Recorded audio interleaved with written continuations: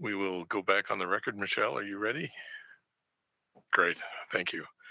Just one matter before we start the hearing portion. On the calendar, Director Baza, we had an opportunity to discuss it among the members who are here, and we have no problem with the proposed schedule, so we'll go forward with that. Thank you. All right, we'll go ahead and get started here with docket item number 2022-016, cause number 139-171, in the matter of Stephen J. Price, William J. Price, Patricia P. Brimley, James Ivers as president of Emerald Phoenix Oil Company, Nickolas Arentz as president of A&M Inc. LLC, Dale Meagher as trustee of Dale Meagher Trust Petitioners versus XCL Resources LLC, Houston, Texas. Respondent. We will take appearances of counsel at this time. Trevor Gual on behalf of the division. Mitch Mayo on behalf of XCL Resources. Thank you. Understand this has been an interesting matter. Who would like to go first?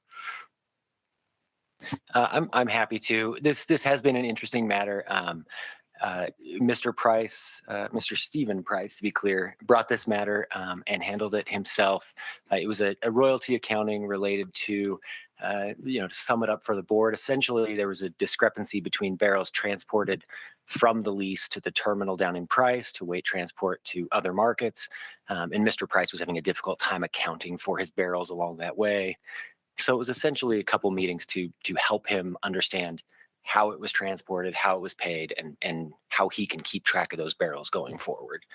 They were productive meetings, and ultimately Mr. Price withdrew his request for agency action about a week ago, maybe 10 days ago.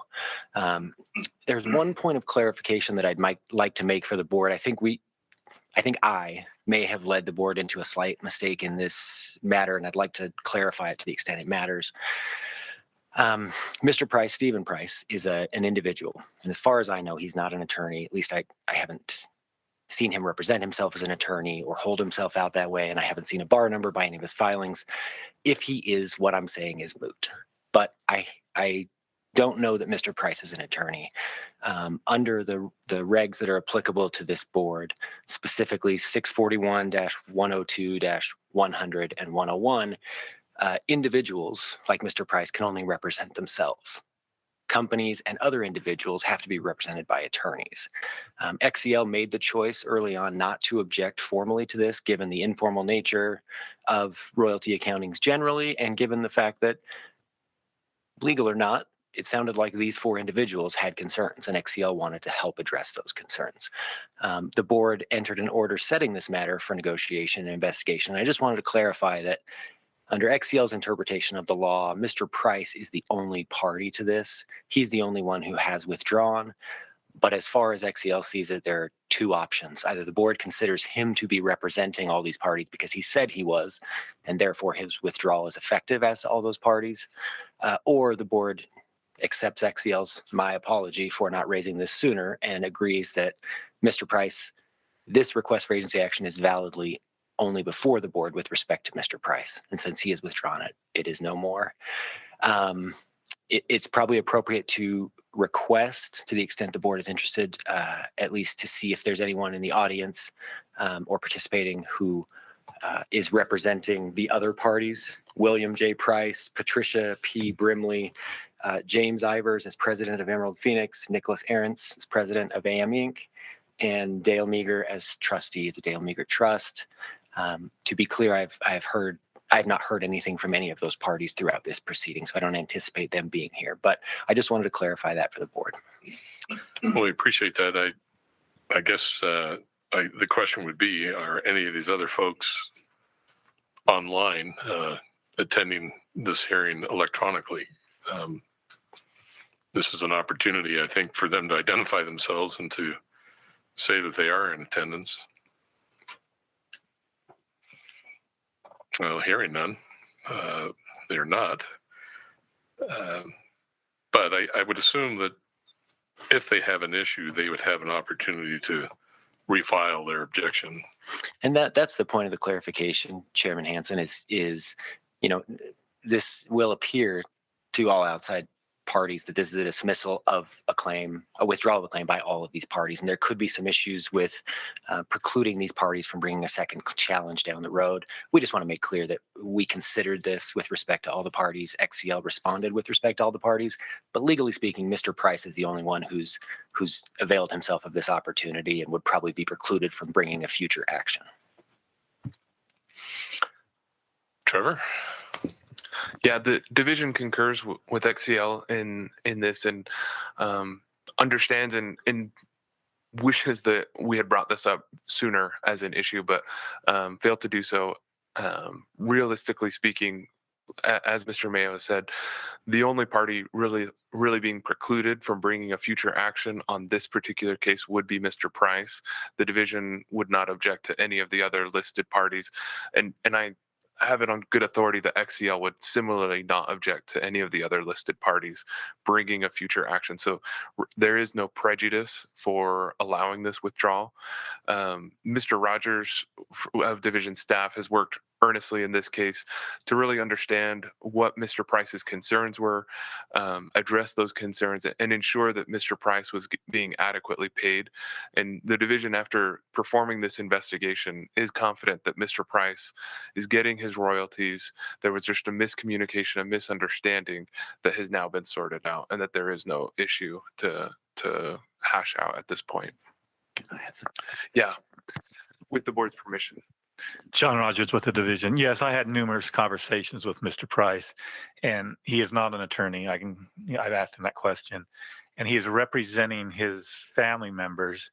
They all had the same royalty interest. So when he decided not to proceed with this because he was satisfied, I was under the impression he was going to communicate that with the other family members because he was the lead. So I don't think there would be a problem if we could contact Mr. Price and say, can these individuals contact the division and say they're withdrawing too? Would that be appropriate or not? Excuse me, I don't think that's necessarily an inappropriate way to clean it up if that's the preferred way the board wants to go. I think the board has the authority to waive even these rules about representing yourself. But given the fact that we haven't had any discussions, the division or XCL haven't had any discussions with any of these parties, I think the easier thing, to be totally honest, would be to follow the law, correct the order to the extent we need to, or just put an order in place that says this request for agency was withdrawn by Mr. Price. He was the only party validly before them. The other petitioners, should they choose to or wish to, are free to bring these claims in a separate agency action. That would be my suggestion. And, most importantly, Mr. Price was satisfied with the accounting as it went through. And I think that's something that I don't want to get lost in this process. So with that, I'm done. Thanks. So we have two choices before us, I guess. Mr. Begley, do you have any legal counsel for us you'd like to share? I think Mr. Mayo's approach is probably the most prudent and efficient, and there's no prejudice. And Mr. Rogers, just for the record, are the other Price family members, as you described, the similar interest as well? Yeah, they're exactly the same as I understand it. Okay. Thank you. Board members, do you have any further questions on this? Well, I guess essentially what you're asking is that this be withdrawn. Is that? Yeah, the board accept the withdrawal and issue an order indicating that the board accepts that withdrawal by Mr. Price, and to the extent necessary, clarifying that that either Mr. Price was able to withdraw on behalf of everybody, or that alternatively that Mr. Price was only able to represent himself, and thus the other parties could not have been represented in his filing, and that his withdrawal is only to him, but that's the only party necessary. For what it's worth, Chairman, I think this is mostly for mostly lawyers would be worried about this kind of stuff. I think everyone else is going to be okay with what happens. I think Mike's correct. I think the easiest thing is to follow the rule and just say that Mr. Price was the only party and he withdrew his action. No one else is precluded. Okay. I think only lawyers would be worried about this, not mostly lawyers. Well,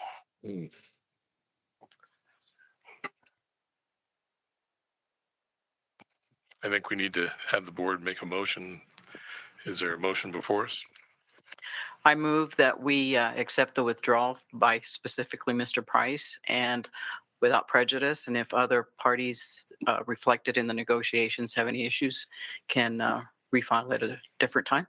Is there a second to this motion? I'll second the motion.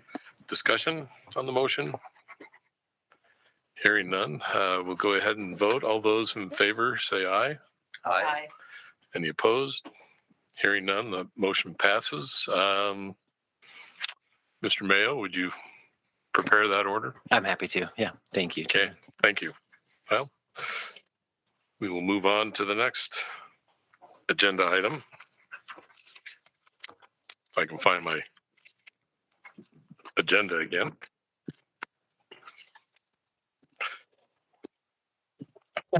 This is the item number 2, docket number 2022-017, cause number 379-03, in the matter of the request for agency action of SOGC Inc. to set for investigation and hearing to determine why Paradox Upstream LLC has not paid proceeds attributable to SOGC's Inc.'s overriding royalty interest on production from numerous wells, and I'm going to quit there.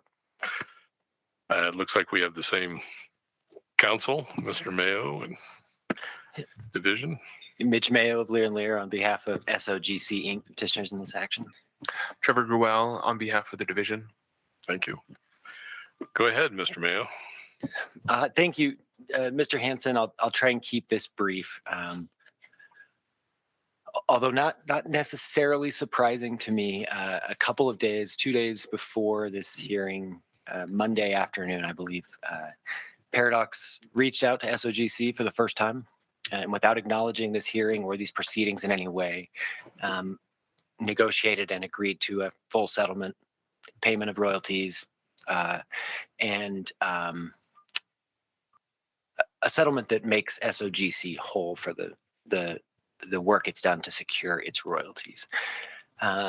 We thought yesterday about filing a motion to dismiss, but decided maybe it's better if we come in here and request that the board simply continue this matter to the June 2023 docket. The settlement agreement that we've worked out with the parties calls for a series of 5 payments through the next, I want to say through the end of January of 2023.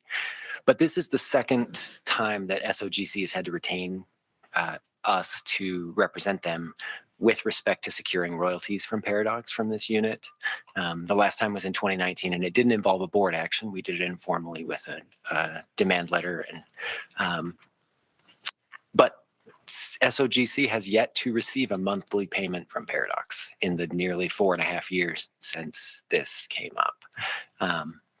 And so in order to kind of establish both the payment structure under the settlement agreement and hopefully encourage Paradox to begin making timely monthly payments, SOGC would request that this gets continued to the June 2023 hearing with one caveat, and that's that should anything go awry in compliance, that SOGC can request that it be put on an earlier docket. Essentially, a little bit of oversight and a little bit of understanding that should this fall apart or should Paradox simply refuse to comply with its obligations again, that SOGC would have to incur additional legal fees to get this back before the board. The division staff would have to incur additional time to get up to speed.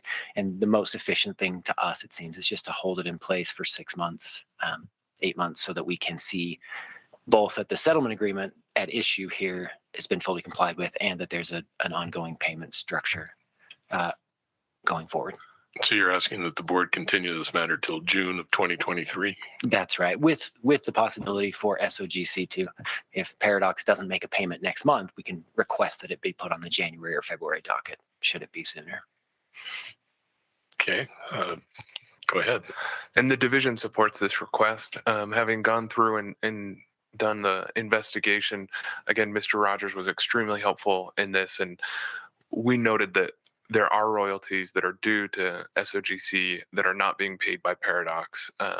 This is not the first time that this has occurred, and the division would like to see Paradox start to become a more prudent operator and pay its royalty owners on time, and is hoping that this agreement that the parties have reached will facilitate that, but wants to make sure that SOGC can become, whole in the most efficient way possible, and view this strategy that Mr. Mayo has just outlined as accomplishing that.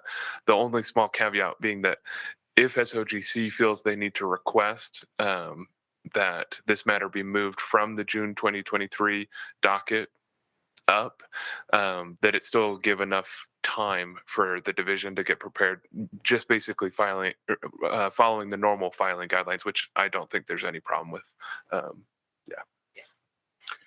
Is there anybody from representing Paradox today in the audience or electronically? I don't hear anything. I don't hear anybody saying anything. So I guess this is interesting. I don't think we've ever had a request for continuance during a board hearing, at least in my years here. I don't think there's anything formal that we need to do other than to say, okay, great. Let's go forward as planned, and we'll hear the matter June 2023. At least some of us will. Does that require a motion and a vote, Chairman Hansen? Do you know? Does it? All right. Well, okay, we'll have a motion. I'd move that we continue this matter to the June 2023 board hearing at the latest. Is there a second? Discussion on the motion? Hearing none, we'll vote. All those in favor say aye. Aye. Any opposed? Hearing no opposition, the matter passes. I'm happy to draft that order. Yeah, if you would. Like I say, this is unusual. I don't think we've ever, I'm so used to getting them, Yeah. prior to the hearing that we just sign off on them after review. Yeah. All right. Well, thank you. Thank you much.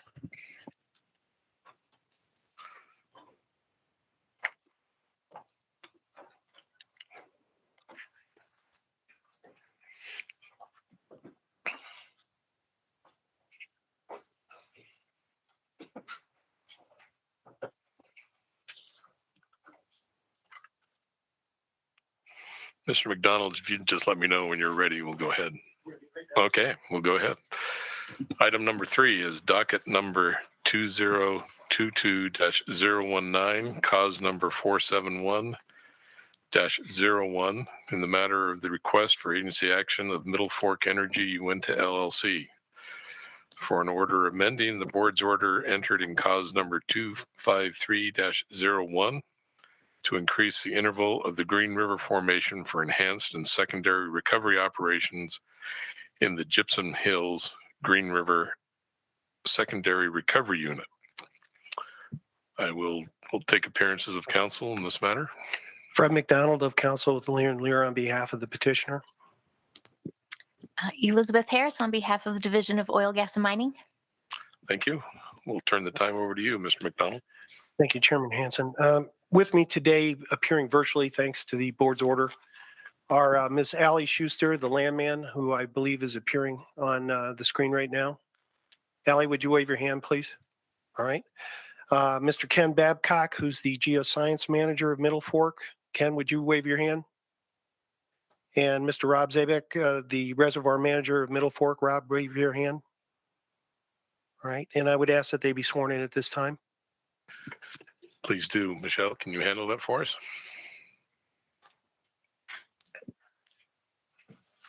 Will you raise your right hands, please?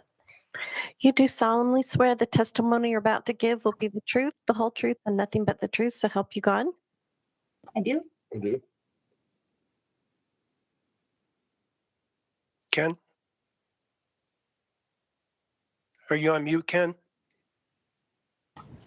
Yeah, sorry, I do. Okay. All right. I think Thank they you. can put their hands down. Yeah, you guys can put your hands down now. Okay. Thank you. Members of the board, the resumes of all three witnesses were submitted collectively as Exhibit A in this matter. If separately asked, each would verify the contents of the resumes are true and correct. Ms. Schuster will be a fact witness only. Mr. Babcock has not previously testified for the board, so we will qualify him as an expert in geology at the commencement of his testimony. Mr. Zabak has been previously recognized several times by the board as an expert in petroleum engineering, most recently in cause number 475-06 last September. Presuming the division has no objections, we ask that Mr. Zabak once again be recognized as an expert in petroleum engineering for purposes of this cause. No objections. Whoops, I'm not even on. Hearing no objections, we accept him as an expert witness. Thank you, Mr. Chairman. And just as we have done in previous practice, I just want to confirm it's acceptable to move for admission of all of our exhibits at the end of my presentation in chief. Yes, thank you. Members of the board, today Middle Fork is before you seeking amendment of the board's order entered in cause number 253-01, which approved the expanded Gypsum Hills unit in Uintah County for enhanced and secondary recovery operations in the Green River Formation. Specifically, Middle Fork requests the board to enlarge the unitized interval of the Green River Formation by approximately 2,461 feet. A true and correct copy of the 253-01 order was submitted as Exhibit B in this cause. The reason for Middle Fork's request is to not only target additional pay zones previously skipped by the previous operator, but also to target additional pay zones from the Mahogany interval down to the top of the Wasatch. This will result in both primary and secondary recovery. The unit is entirely comprised of federal oil and gas leases under which Middle Fork is the unit operator and owns all of the requested amended Green River Formation operating rights. All production interest ownership is uniform throughout the requested amended unitized interval. The unit is administered by the Bureau of Land Management, which has preliminarily approved the requested amendment to the unit agreement. Although it's a federal unit, the unit lands are within the boundaries of the Uncompahgre Reservation and therefore within Indian country. As such, as a legal matter, the Environmental Protection Agency of the United States retains primacy over any underground injection permits in Indian country. Middle Fork will seek UIC permit approvals with the EPA as necessary. The board has jurisdiction over this matter pursuant to Utah Code annotated sections 40-6-5 subparagraph 3C and 40-6-7 subparagraph 1 and Rule R649-5-1 subparagraph 4. Notice of the request was sent via regular mail to all royalty, overriding royalty, working interest, and other production interest owners in the requested amended unitized interval, including both the state and vernal field offices of the Bureau of Land Management. Notice was also sent to all mineral owners as defined by regulation and surface owners within a half-mile buffer around the unit. The mailings were sent to the last addresses disclosed by the BLM and Uintah County records, as well as Middle Fork's internal records. The record will also reflect the notice was duly published on September 2nd, 2022 in the Deseret News, on September 4th, 2022 in the Salt Lake Tribune, and on September 7th, 2022 in the Uintah Basin Standard and the Vernal Express. The division did not file a staff memorandum in this matter, but did informally notify Middle Fork through counsel that it has no objections to the granting of the request, but did ask for some clarification to be provided at this hearing. Specifically, the division has requested Middle Fork to, 1, address how it will track primary versus incremental secondary recovery production so the division can determine the latter for purposes of severance tax credits, and also to confirm that it will seek injection authorization from the EPA. Mr. Zabak will address those in his testimony. No other objections or responses are received and no other appearances have been made. With that, I'll commence my examination, Ms. Schuster. Ms. Schuster, please state your name and business address for the record. Good morning. My name is Allie Schuster. My business address is 1401 Winecoop Street, Suite 300, Denver, Colorado 80202. And what is your current position with Middle Fork? I'm a landman with Middle Fork with concurrent supervision over all land matters involving the unit and land records relating thereto. Would you please provide for the record the corporate and bonding status of Middle Fork? Middle Fork is a Delaware limited liability company in good standing with its principal place of business in Denver, Colorado. It is a wholly owned subsidiary of Coda Holdings, LLC. Middle Fork is duly qualified to conduct business in Utah and fully and appropriately bonded with all relevant federal and state of Utah agencies. And what is the relation? Do you do also services for Coda and Middle Fork? Yes, Coda and Shared Middle duties? Fork personnel. All right, I'm going to direct your attention to what have been marked as exhibits C through G for purposes of this hearing. Do you have those in front of you? I do. And as to exhibits C through F, were they prepared by you or Middle Fork personnel with your review and review? Yes, they were. And with respect to exhibit G, is that an official business record of Middle Fork? Yes. Okay, turning your attention to what has been marked as exhibit C that's shown on the PowerPoint. Hopefully you can see it. Would you please explain to the board what this shows? Yes, Exhibit C is a regional locator map reflecting the general location of our Gypsum Hills unit. And it's located about 23 miles south of Vernal. All right, turning your attention now to exhibit D, would you please explain what this shows to the board and also provide a little history about the Gypsum Hills unit? Yes. So Exhibit D is the current Exhibit A to the unit agreement, which was filed with the BLM. It reflects that there are 6 federal leases committed to this unit, comprising approximately 2,637.99 acres in the Green River Formation. It was originally approved by the BLM effective April 1st, 1991, and aerially but not depth expanded by the BLM in June of 2004. Middle Fork is the current operator of the unit and owns all the operating rights in the entire Green River Formation, and production interest ownership is uniform throughout the entire amended unitized interval. So originally up to this date, however, the unit was limited to certain depths within the Green River Formation as described in the 253-01 order. Is that correct? Yes, sir. All right. Now turning your attention to Exhibit E, would you please explain to the board what this shows? Yes, Exhibit E is a plat reflecting the mineral ownership within a half-mile buffer around the unit. As you can see, we have some state, some tribal, and fee ownership in addition to the majority, which is the federal ownership shown in orange. Okay, this will relate to the notice that was given. It's not clear from the regulations, but we provided this plat in accordance with the rule R649-5-1 in relation to the requested amendment, just to make sure that we were covered. Turning your attention now to Exhibit F, would you please explain to the board what this shows? Yes, Exhibit F is a plat reflecting the surface ownership and a half-mile buffer around the unit. Mainly tribal and federal, some state and fee. The tribal is shown in that army green color. All right, and again, this was provided for the same reasons to be in accordance with R649-5-1 to allow for the amendment of the unitized interval. Okay, now, Ms. Schuster, I'm going to direct your attention to Exhibit G. I do not have a PowerPoint for this. Do you have that in front of you? I do. Would you please explain to the board what that shows? Yes, Exhibit G is a true and correct copy of the BLM's preliminary approval of the requested amendment for this Gypsum Hills unit to include the entire Green River interval. All right, and what is the status of that? Is Middle Fork filed for final approval? We filed for final approval of this amendment yesterday and sent everything off to them yesterday. Okay, so you're just awaiting BLM final approval. Is that correct? Yes, that is correct. All right. All right, and what is, other than the amendment, the requested amendment, is the plan going to stay in effect and all other elements of the 253-01 order to stay in effect? Yes, other than the amendment to the unitized formation, all terms and conditions of the 253-01 order, including the approved unit plan, remain applicable. All right, now I'm going to ask you to direct your attention to the original and supplemental certificates of mailing. Do you have those in front of you?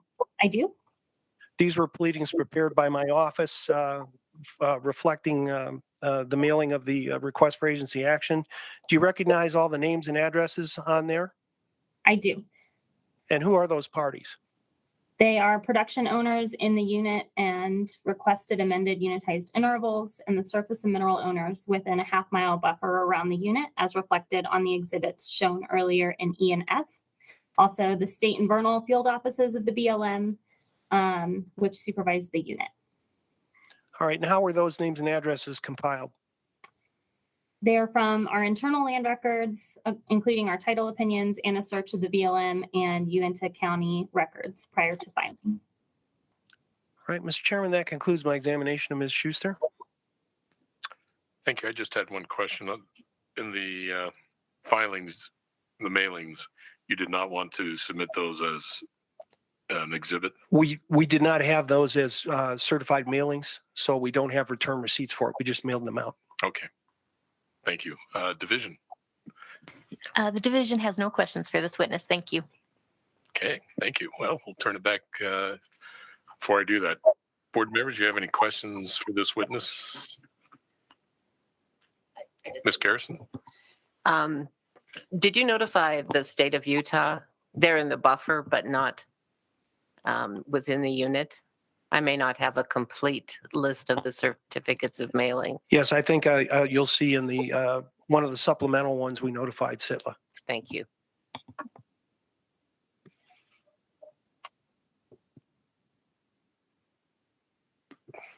Any other questions, board members?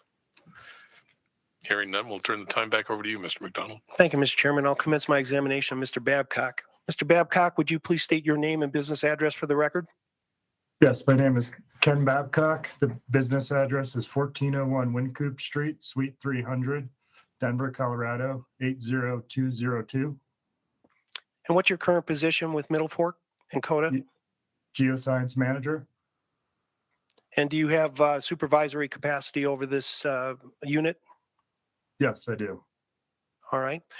Would you please provide a brief summary of your education, work experience, particularly in basins analogous to the Uintah Basin, and any certifications you may have? Yes. For education, I started out getting my bachelor's of science at Lafayette College in Pennsylvania. So I completed that in 2005, and then I went on to get my master's in geology from the University of Colorado in 2007. After that, I went on to work for ExxonMobil for about 4 years. I did my new hire development program there, working various projects, and then went on to work onshore U.S. from there on for the rest of my career. So I had some water flood EUR experience there. Then I went on to work at Anadarko Petroleum Corporation. I did some work in East Texas and then in various exploration for about 4 years in Rockies onshore basins. Following that, I went on to work in private equity at a small shop called Four Corners Petroleum. There I worked West Texas again, water floods and CO2 floods on the Central Basin Platform. And then for the last 3 years, I've worked at Middle Fork or CODA Resources, working primarily the Uintah Basin, focused on our Mesa Verde Blackhawk drilling program. And then I've also worked on the Wansitz Valley and Red Wash fields and various kind of business development opportunities for Green River projects across the basin. All right. Mr. Chairman, with Mr. Babcock's resume and that synopsis of his work experience, I would ask that the board recognize him as an expert in geology for purposes of this cause. Division, any objections? No objections. Board members, any concerns or objections? Well, hearing none, then we will recognize him in this cause as an expert witness. Thank you, Mr. Chairman. Mr. Babcock, I'm going to direct your attention now to what have been marked as Exhibits H and I for purposes of this hearing. Do you have those in front of you, or have you seen them on the PowerPoint? Yes, I do. And were they prepared by you or Middle Fork personnel with your review and input? Yes. Turning your attention to Exhibit H, would you please explain to the board what this reflects? Sure. Yes. Exhibit H is showing the original reference well on the right for the original unit extents. And then you can see to the left a well that's only 151 feet away, which we're using as the requesting that to be the reference well for the new amended interval which, as we previously mentioned, is expanding the depths by approximately 2,461 feet, extending from the Mahogany Zone down to the Wasatch Formation. All right, now turning your attention to Exhibit I. Could you please explain the board what this shows and its significance with respect to the expanded unit and both primary and secondary recovery? Yes, Exhibit I is showing the original reference well again from the previous exhibit as a second well from the right. And is showing how the requested top and base of the unit will extend or correlative across the unit extending from west to east from A to A prime. The primary objective of the unit is a package of carbonates, mudstones, and siltstones and sandstones across the Green River Formation. The rock is naturally fractured, but is relatively low permeability, so hydraulic fracturing is required for commercial production from these intervals. There are no material difference in the characteristics between the original interval and the amended interval in terms of confining layers that would interfere with EUR operations. However, we do have confining layers above and below our amended interval that would prevent migration of any injected fluids such as water. The requested amended unitized interval is hydrocarbon bearing and is not classified as an underground source of drinking water. All right, is it your expert opinion that from a geologic perspective, the requested amended unitized interval is appropriate for enhanced recovery operations and necessary to recover additional resources? Yes. Mr. Chairman, that concludes my examination of Mr. Babcock. Thank you. We'll turn the time over to the division. The division has no questions for this witness. Thank you. Board members, do you have questions of this witness?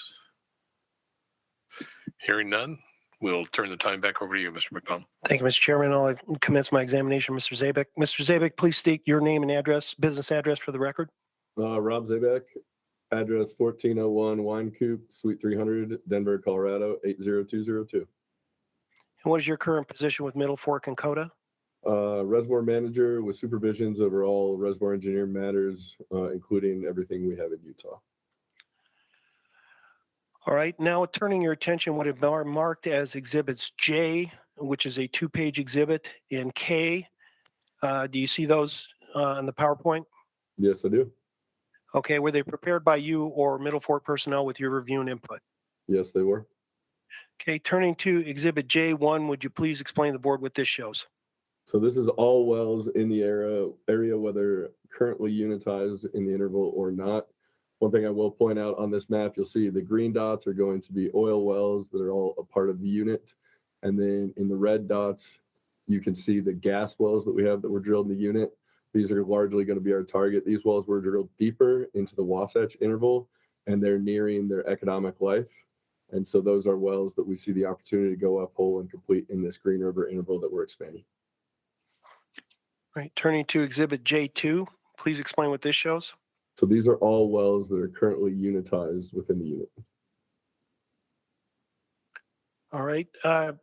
Can you kind of outline why, what is it that Middle Fork plans to do with this expanded interval? What's its development scheme? So as we mentioned, in J1, those wells that were drilled deeper into the Wasatch interval skipped additional pay zones within the current unitized interval. Middle Fork intends not only to tap these zones, but all zones between the Mahogany member that Ken mentioned and the base of the top of the Wasatch. All right, turning your attention now to exhibit K, would you please explain to the board what this shows and its significance to this matter? Yes, so here on the right, we're going to be looking at the chart of our current production forecast. And so this is what we have in our reserves for the Gypsum Hills unit. In green there, you can see our proposed uphole completions that we're targeting that additional expanded interval. Our initial proposal is to target 3 wells and complete that existing interval. The dark green is going to be our projected performance, what we expect to get out of that expanded Green River interval. This forecast was done based on offset operators that have actively been pursuing this larger Green River interval. We project that this will take roughly $1.7 million for this recompletion program. This includes all of our recompletion CapEx and costs of setting up facilities and tanks on these wells. Our current PV10 of the project is estimated greater than $3 million, which is a discounted profit to investment ratio of just over 2.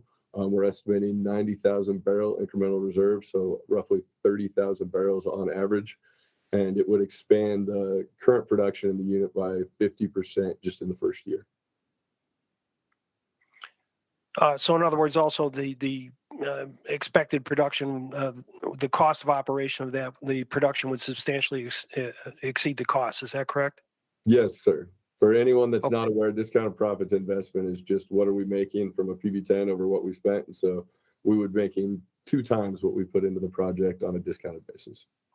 Thank you. All right, now addressing the inquiry of the division, would you please clarify for the board, how are you going to be able to distinguish the primary production achieved versus the incremental secondary recovery production for purposes of implementing the severance tax credit for that incremental enhanced production?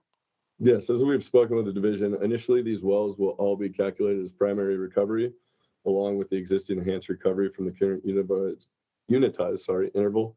Middle Fork will use analog wells that I mentioned from offset operators that completed the same interval. Those wells are outside of enhanced recovery, and so those wells are all only experiencing primary recovery.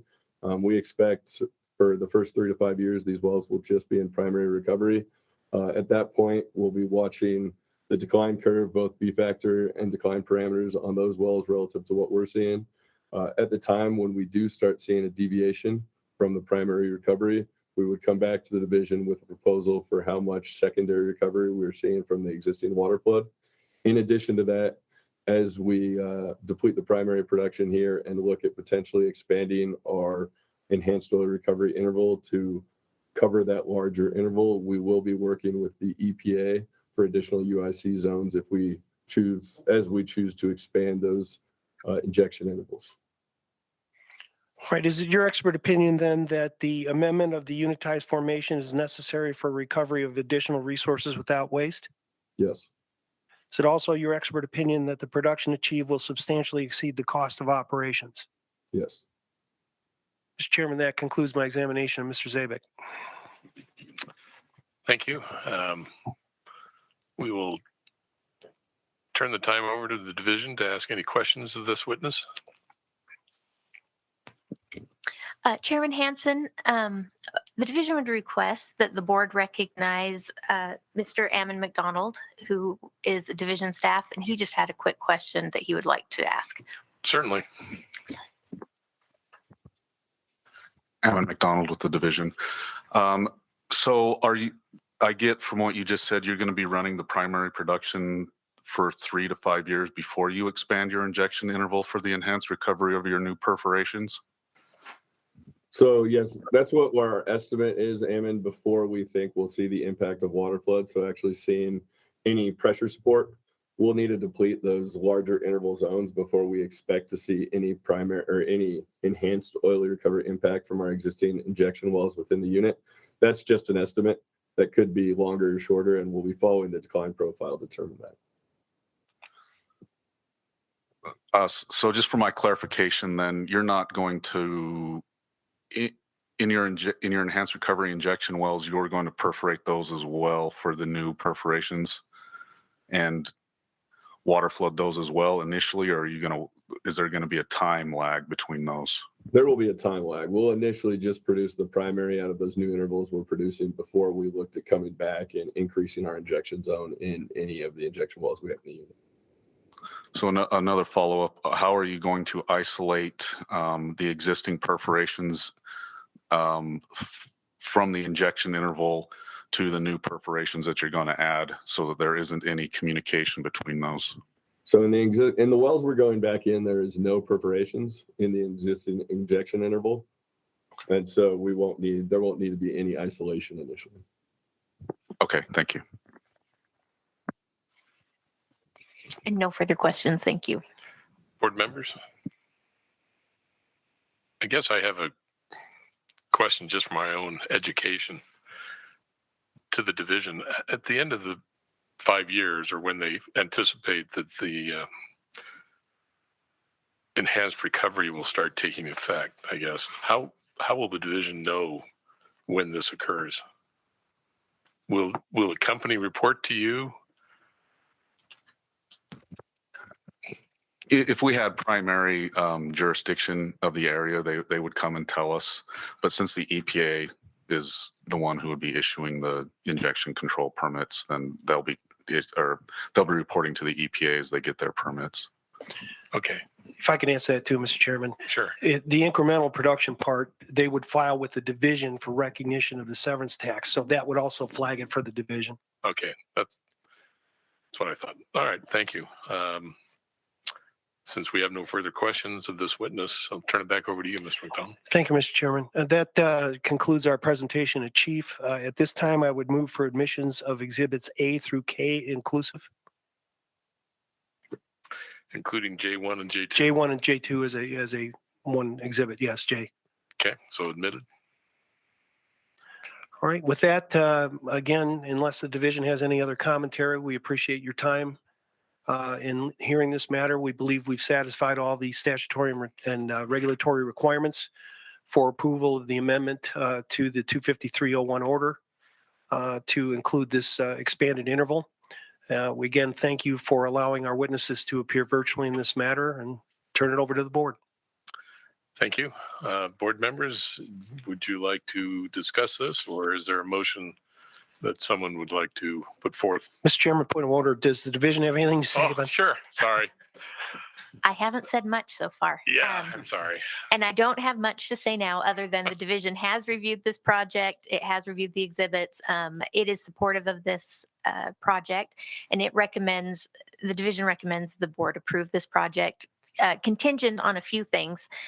First, that when the time comes to start the enhanced recovery operations, that Middle Fork be required to go and get the EPA's evaluation and approval of the expanded interval. And then also that that the board issue its order contingent on receiving final official board approval, or I'm sorry, BLM approval of the expanded interval, which I am sure will be coming very shortly. And then we also would just like to put on the record, I think the parties understand this, but just so it's on the record, that the certification for the severance tax will need to be revisited when that enhanced recovery starts and the primary production ends. And again, we've had discussions and it's anticipated that will happen, but just so it's on the record. Thank you. Thank you, and my apologies. I didn't mean to pass over the division. Okay, now I can ask the board if they have any questions for the division. Any further comments from either party? I don't want to screw this up again. Sure, go ahead. I just had a comment. I may have missed the reference, but you referenced that it was on Indian country. Any input from the tribe? I haven't heard anything as far as any input from the tribe regarding this proposal. The tribe was notified, and again, it's tribal surface. Okay. And that's why it's EPA jurisdiction over the injection, but it's tribal surface and it's federal mineral.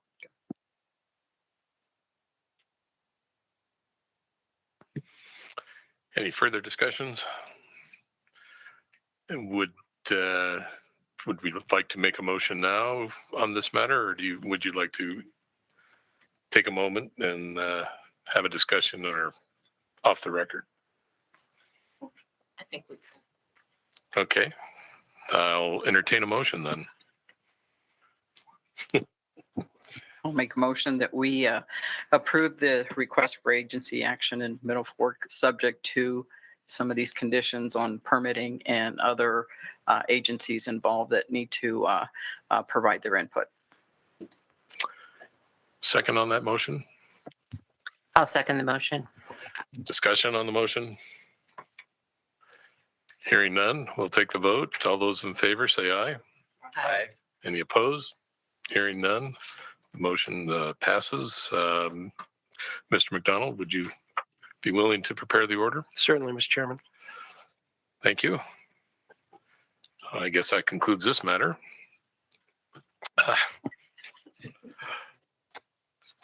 We have one more docketed item on the agenda. Docket number 2022-020, cause number 076-03. In the matter of the notice of agency action requesting the board issue an order requiring the operator of record plug the Lavina ST1-32 well. Division? Trevor Gual on behalf of the division. And Chairman Hansen, we've asked for a continuance in this matter, and I believe that continuance has been granted. But I've already signed it, so we don't have to have a vote or anything else. So well, I guess that that matter has been continued. perfect. Thank you so much. Well, we have discussed all the items on our agenda today. I think we'll go ahead and entertain a motion to adjourn. Anybody want to make that? So moved. Well, all those in favor say aye. Aye. We are adjourned and off the record. Thank you.